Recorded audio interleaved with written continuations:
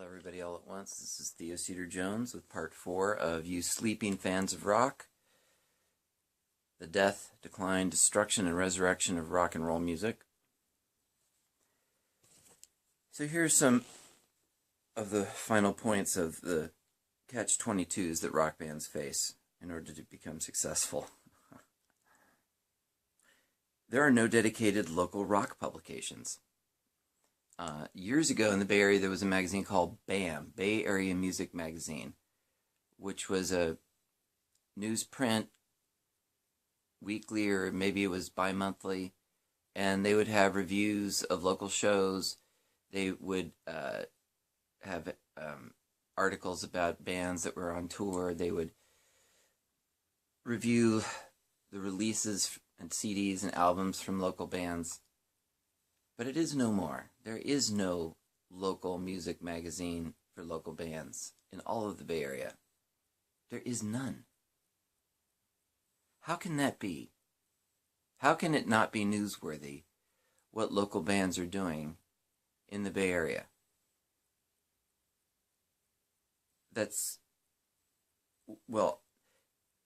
You cannot have a music scene without local music press that's dedicated to local music, local bands, and features them every week in dedicated areas so that you know where to look to find news and reviews about both local bands and bands of interest from all over the world that are happening to be touring in the Bay Area. There's nothing to consolidate the interest that people have in this in any media. There's not really a good website for Bay Area music, particularly, that really has serious, in-depth considerations about the local music economy, analysis, and consideration about the big picture of the music scene. Nobody cares. Nobody is watching this. Nobody is responsible for this. This is an unbelievably brutal lapse in the basic cultural infrastructure that you have to have successful music scene. What major industry doesn't have a trade journal or dedicated magazines, whether it's Guns and Ammo or car magazines, or there's a magazine for every stupid fucking thing under the sun.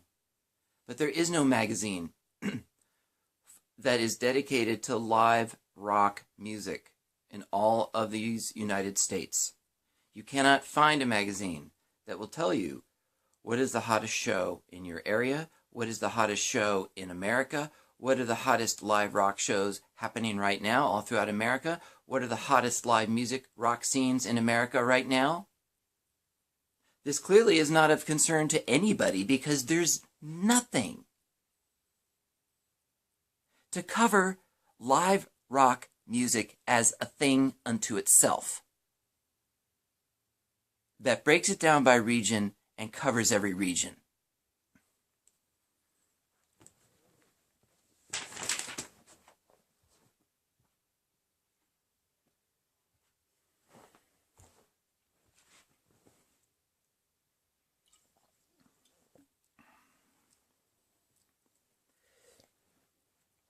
Let's keep going down the list. What are some more catch-22s that rock bands face just to survive? There are no reality shows for original rock bands and local rock bands. There's never been a reality show dedicated to American original rock bands. All the reality shows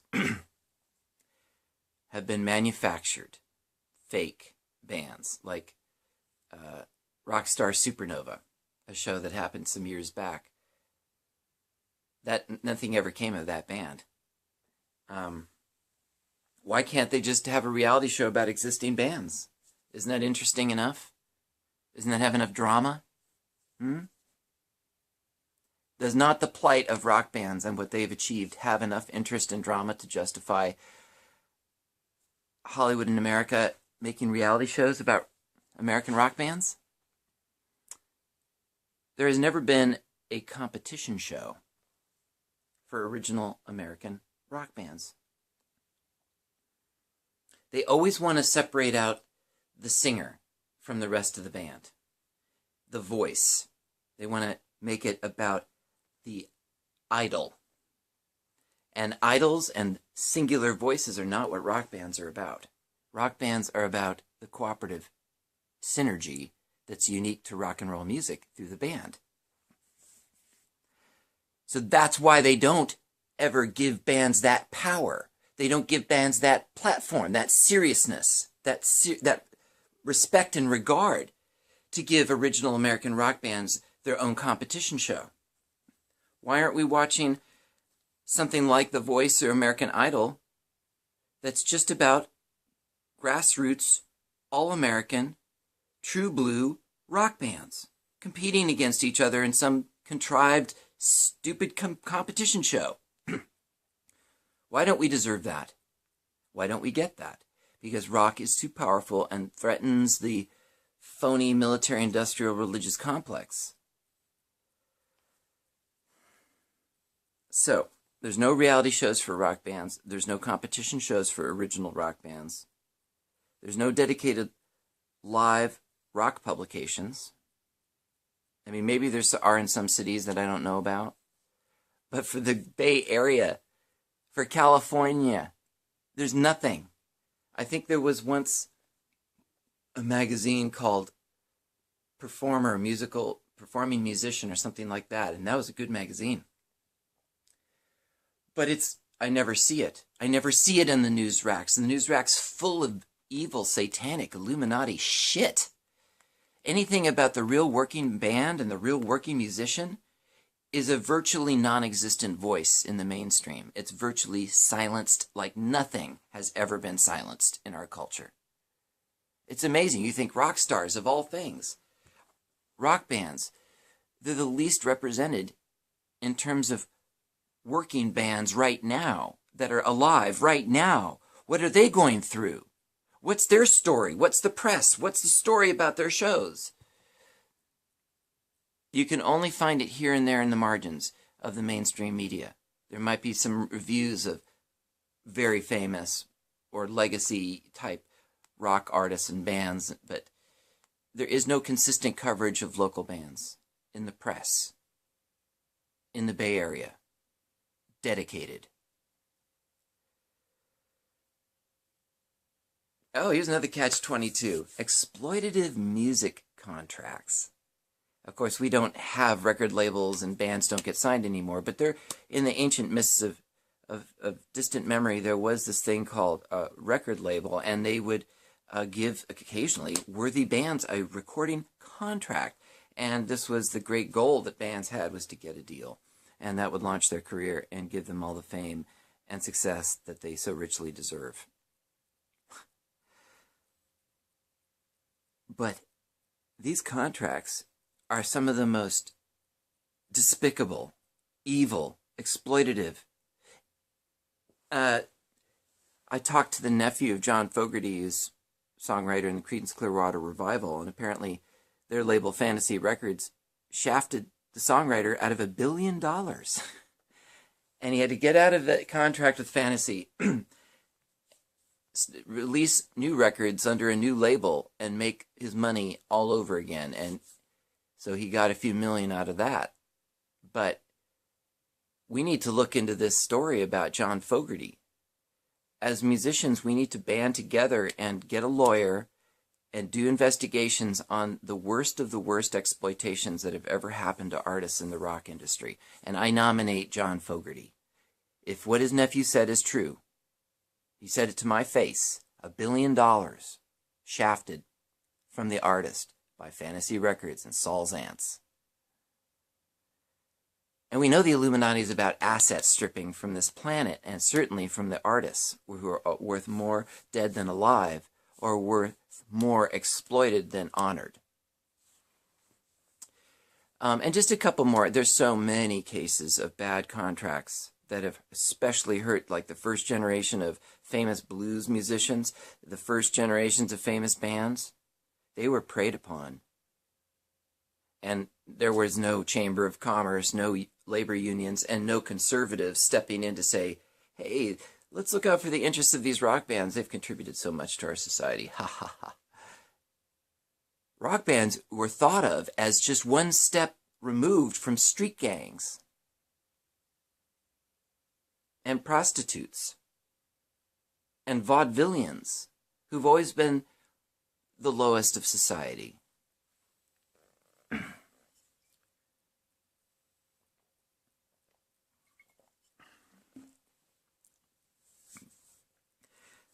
Other examples of artists being completely shafted.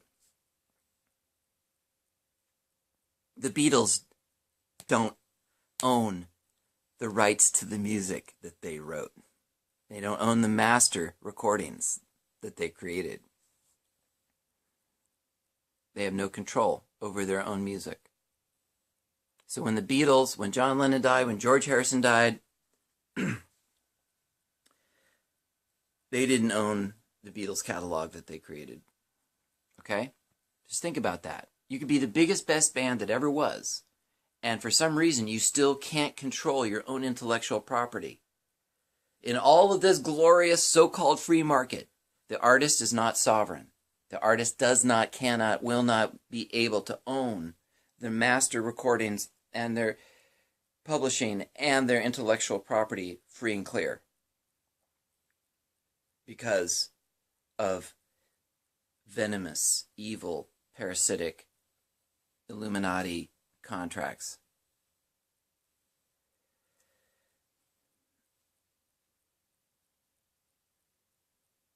Another artist who did not own his intellectual property at the time of his death is David Bowie.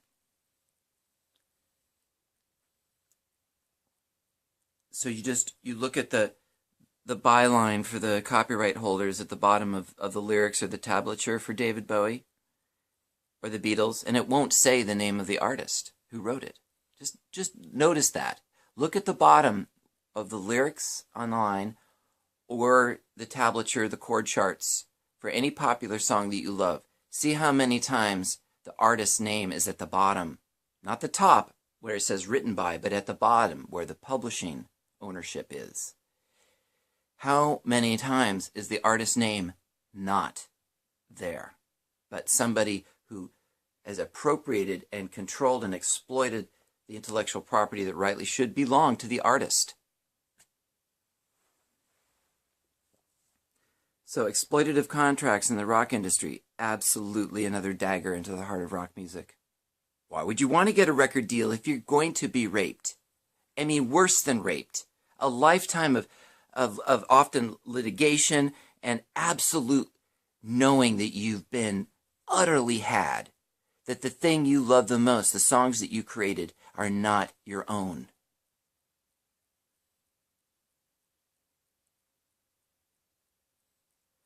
And just another shout out to the Chambers of Commerce of the United States. What have you ever done for local rock bands, you sons of bitches? You stinking pedophiles, you Illuminati satanic. You've had your game and it's over. Your little insider game of, oh, we're the Chambers of Commerce. We own the strings of power and who gets to play the game of the so-called free market.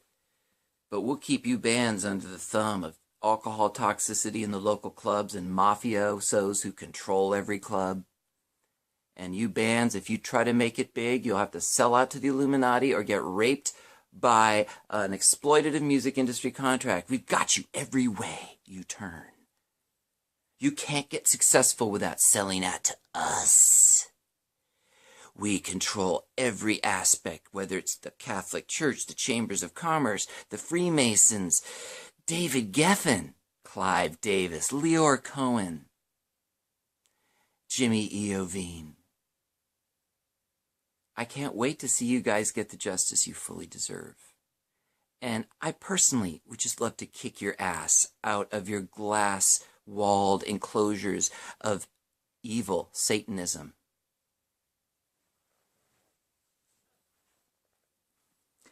Have you ever noticed how Hollywood has never made a movie about a contemporary band? Like,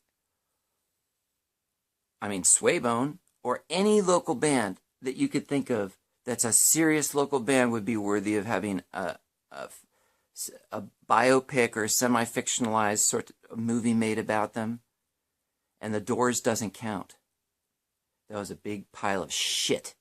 The Doors was nothing to do with art and everything to do with a particular political agenda propounded by the director. And he's flogging rock and roll to be his little donkey to carry his message. Fuck you, Oliver Stone.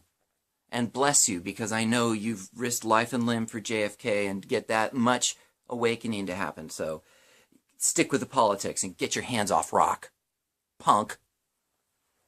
So, serious, sympathetic films about art, about rock bands. Who in Hollywood has ever made one? How is that possible? How is rock denied and ignored as a rich, endless source of movies for Hollywood? And Hollywood is such crap. They could sure use some good stories. They could sure use some good content. And rock has never gotten any love from those Hollywood fuckers.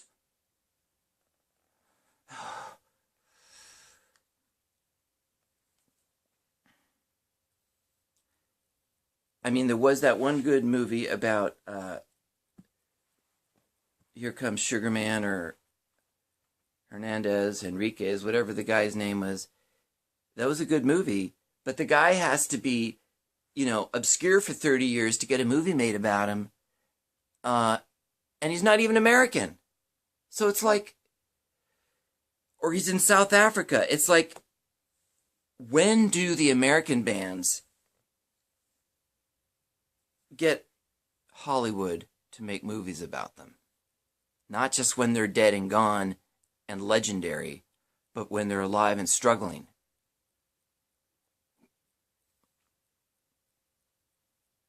And there's just a lot of great American bands that have never had any kind of serious movie made about them, whether it's the Meat Puppets or the Minutemen or Husker Du or the Pixies. I mean, the Pixies, that's a damn interesting band. I mean, just in terms of the politics inside the band, it's just like Talking Heads had Stop Making Sense, which is a concert film. But I'm talking like Michael Hurst level television series about bands. You can't tell the story of a band in one movie. You need like a Vikings or a Tudors level series about many bands and many such series. America needs to get with it. That's our strength. That's our story. That's our content.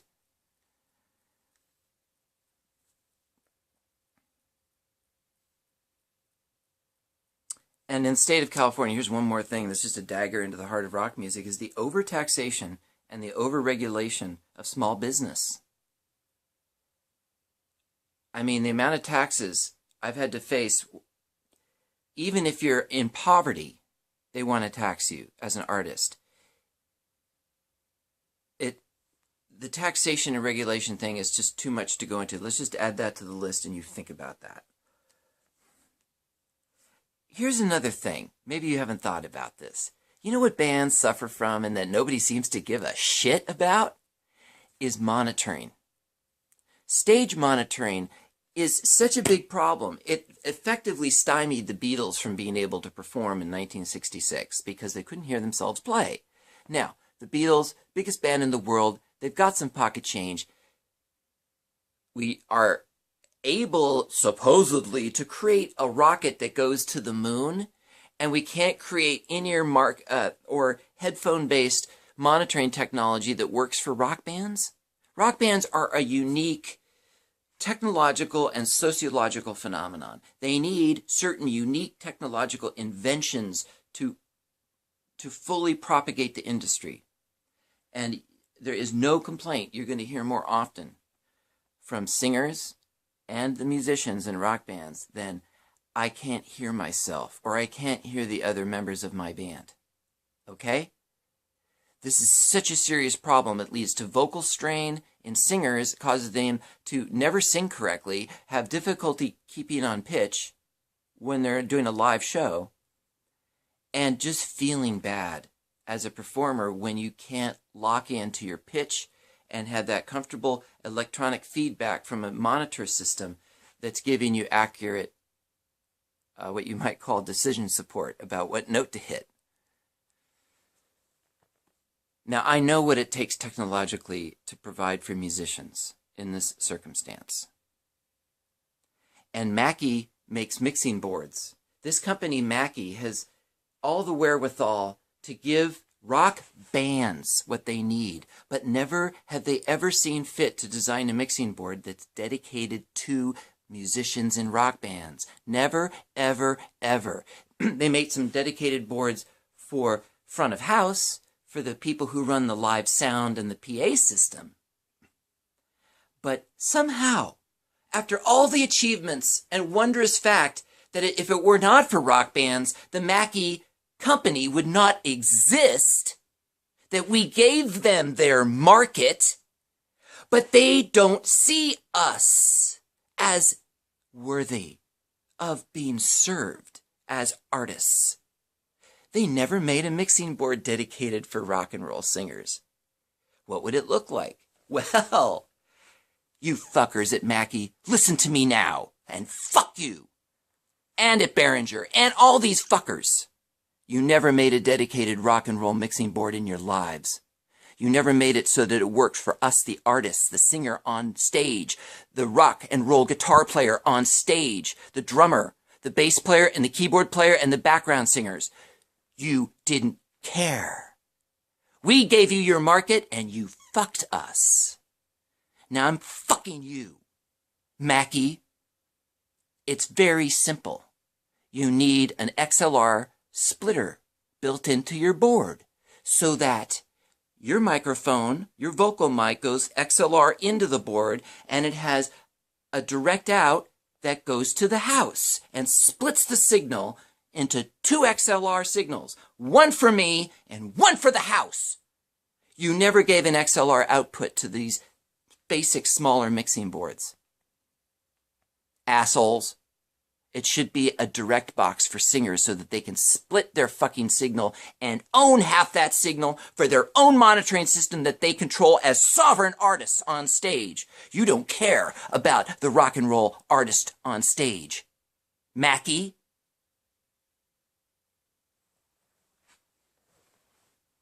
And of course, the singer needs built-in compression, reverb, and delay. And a way to record USB out. Now, this is so basic, but you never made a mixing board like that. So that every musician in a rock band could control their own monitor mix, with their own microphones even, and split the difference off to the house, and always maintain sovereign control, with each musician having their own miniature mixing board with built-in effects, an XLR splitter, and maybe 2 headphone outs. You know, you can share your mixing and with a friend. So that's my invention. I own that idea. I'll make $1 billion off of it, and you can fuck yourself, Mackie, Behringer, who never gave a fuck about rock bands and rock artists. You never gave a fuck. Exploiters. Here's another one. How would you kill the rock industry?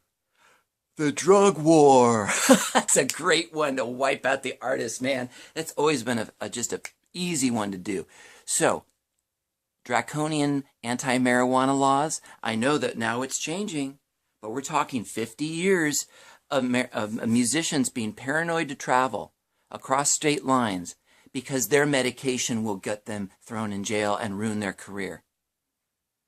And it's always been that way. And they busted musicians like John Lennon for pot. So that's always in their back pocket when any musician gets out of line. Bust him for pot, because why do musicians need marijuana so badly? Because of this ego culture that's leeching off of the musician 50 different ways till Tuesday. You need some love and some protection. You need some good feeling. You need some confidence boost. You need marijuana if you want to survive in this viper pit of fake free market, Illuminati, Freemasonic, ego culture capitalism.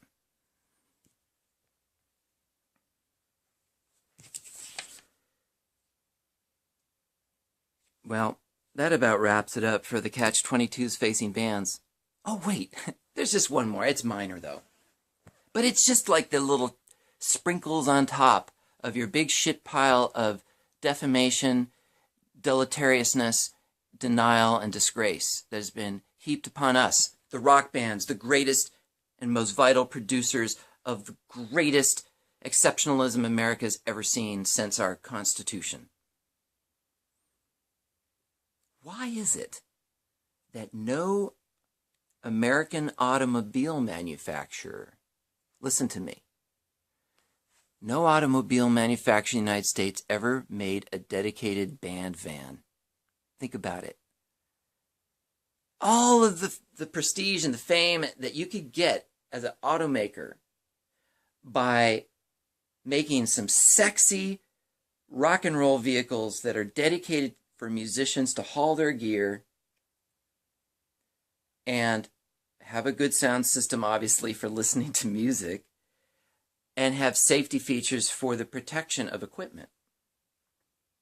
It's very important that the band van is both comfy and cozy and has amenities for travel, but also is safe. It's safe for the inhabitants. It's even has more safety features and more equipment protection. Okay? That's natural. If you were an automaker, you would have handled this. Why isn't there a rock and roll van from Ford? Why isn't there a rock and roll van from Chevy? American auto manufacturers, you betrayed us. You fucked the bands too.